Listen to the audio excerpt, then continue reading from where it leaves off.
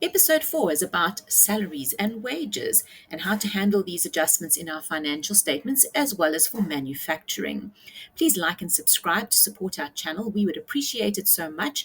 And also feel free to drop your particular questions in the comments below. And if you'd really like to help us out, you can buy us a coffee. That would be amazing. So we're going to do a question about salaries and wages, right? Yes, I came across it and I think, there are so many varieties of wages and salaries and how it affects the income statement, the balance sheet or the statement of financial position. And then it also appears in the manufacturing. Yes, it does. So let's get a few basic things out of the way. In your income statement, what is it that you're supposed to record in your income statement when it comes to wages and salaries? Now that will be your total wages expense for the year. So it is made up of your gross wage or gross salary, correct? So what does gross mean? That is your salary before the deductions. Yes. So if you don't have the gross salary, it would mean you would have to take the net salary and you would have to add back the deductions. And that would get you back to your gross salary. So true. Correct. Okay. Right. What else goes under the income statement? Your contributions can also go in there. Yes, contributions. So contributions, the definition of that is? That is an important thing. The contribution is contributed by the owner of the business or the business itself, while the deductions are taken off the salary of the person that works for you. Correct, the employee. So contributions are made by the employer.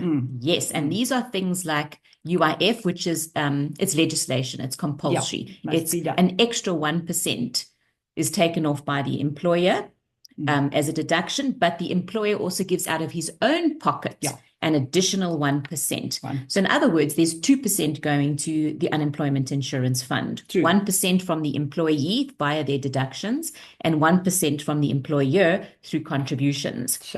And then also the employer can decide to make contributions to the medical aid as well as contributions to the pension fund. And then sometimes they also bring in what's called the skills development levy.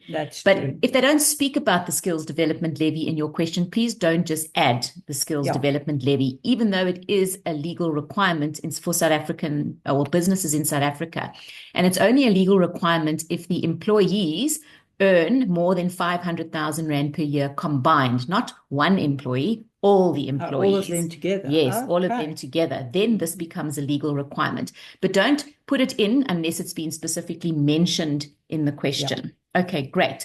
Then in trade and other payables is where we find other entries related to salaries. So what do we find in trade and other payables? Okay, in there you would have to put in the amount that you still owe the worker, in other words, the net salary. Yes, the net salary has to go here. Very good. The net salary or the net wage.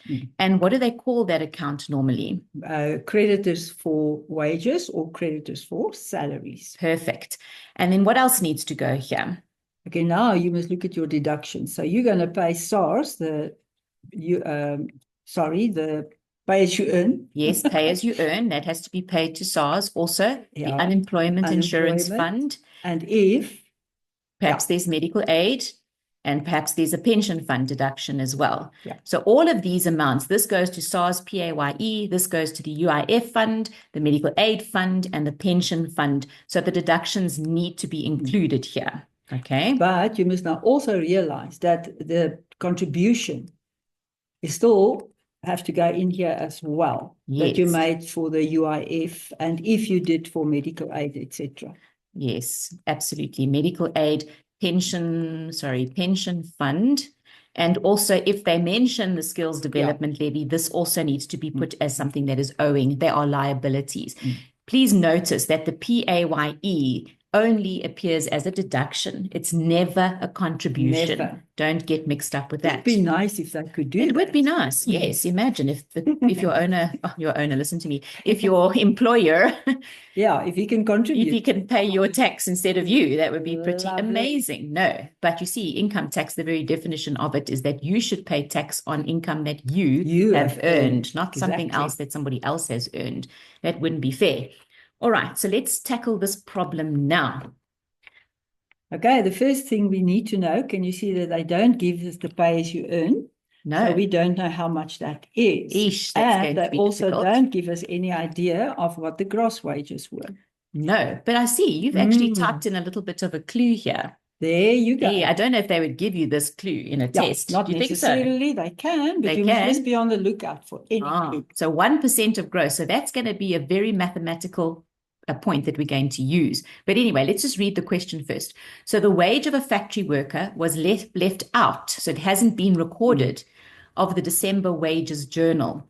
She also received a Christmas bonus because it's December, yay, which is 30% of her gross wage. Yeah. This bonus was taxed at 25%. Okay. Shame, a quarter of her bonus was given to the receiver of revenue. So it's not necessarily the tax that you are paying is 25%. It's the tax on very careful. It's the tax on the bonus only. Yeah. This PAYE is probably going to be different.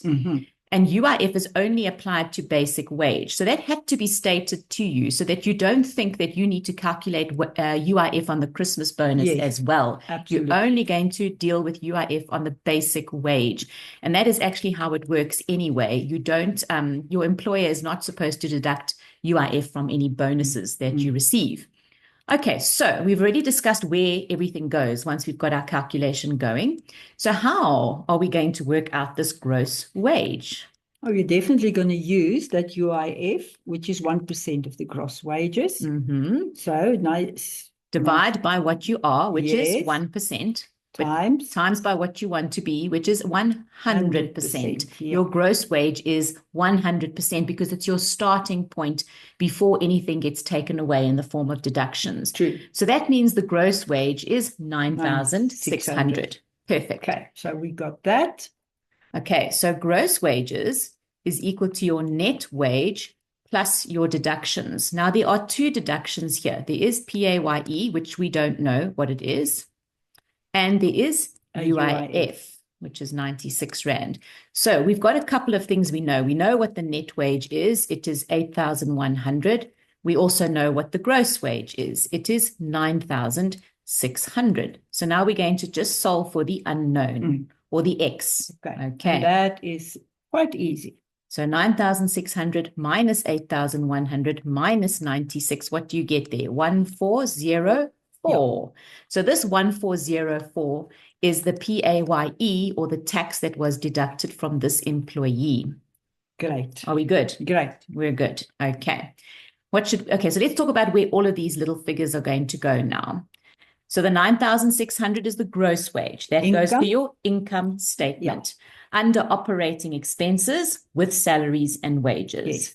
Great. Then the 8,100 is creditors for wages in your trade and other payables note. That's true. Great. Then this 96 Rand, where are we going to put that? That'll also go to the trade and other payables. Yes, under UIF. UIF. Correct, because the employer will pay this 96 Rand that he took away from the employee's salary, or wage over to the unemployment insurance fund. And this 1,404. So that'll also go to the trade and other payables. Yes. Pay as you earn. SARS, PAYE, 100%. Okay, so we've dealt with everything to do with the normal basic wage. Do you agree? Yeah, I agree. Okay, now we can focus on the bonus, right? Okay, so her Christmas bonus was 30% of her gross wage. So which figure should we be working 30% of? Okay, now we take the 96. The 9,600. Yes, and that's 30%. Okay, and what did you get? 2880. Okay, 2880. So where are we going to put this 2880? Okay, that 2880 must also go to the income statement, part of your wages. Under operating expenses. Operating expenses. Great. Okay. Then we have to follow this final instruction here, which is 25% is taxed. So there's her gross. It is a she. I was just thinking, is this a she or a he? Doesn't matter. What is her net bonus? Oh, glory. The net bonus is... Well, we need to first work out her tax then, isn't it? Okay. So 2,880, let's work out 25% of that because 25% goes to the receiver of revenue. It was 720 rand. 720. Yes. Okay, so then the net bonus is 2160. Okay, so 2,880 minus 720 gives us a net bonus of 2160. So let's talk about where these figures are going to go. We've already discussed where 2880 goes. That's the gross bonus. That goes to salaries and wages in the income statement. The 720 rand tax. On the trade and other payables, and it will again be SARS. PAYE, yes. And then the net bonus. That will be part of your creditors for salaries. Or creditors for wages. Yeah. Yes, 100%. So we'll add that 2160 to the net wage over here that we've already added from her basic wage. Did we discuss the contribution that will go now for the UIF? No, we did not. We only focused on the gross wage, the net wage, and the deductions. So now let's focus on the contributions. We haven't dealt with that yet. Okay, because that sentence does mention there that the employer contributes 1% to the UIF, so it will match this 1% as well. Yes. So where does that extra 96 need to be recorded? Now that needs to go to the income statement. Yes. As a contribution. Contribution expense under operating expenses. And then it will also have to go to your trade and other payable notes as UIF. Yes. So it gets added to the 96 that it's already there, that came from the employee. Yeah, you will have to choose them there. Okay, so this is how you would deal with this adjustment if it was in a financial statement.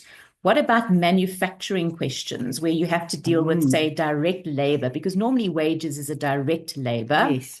And that can be quite a problem because now your thinking pattern must shift a little bit because you want to know what is the total cost of this person. Yes, the total cost to the employer. Net. Okay. So what I would do there for my wages in the manufacturing, my direct labor, I would go and say, okay, my gross wages 9,600. 9,600. The bonus is now the total bonus is 2,880. And then I have to add the contribution that the employer is making. Correct. So that is the total cost to the company, in other words. You sometimes hear total cost to company. They ask you that. Yes. So you should know that total cost to company means gross wages, bonuses, everything gross. Everything gross. Plus any contributions. Okay, and that will be 12,576. Perfect. So that would be your direct labor cost that forms part of your prime cost. Yeah. So the students should know if they give them like the net wages here, that 8,800, that will not be used in the direct labor note because we work with the gross. So you must look for the gross and then you just follow up. Correct. Okay. But if they do perhaps give you the net wage, because I've seen this in papers, you first have to add all the deductions back. Yes. To get to your gross wage. To the gross, Yes. Okay, well, that's perfect. That's it. Problem solved.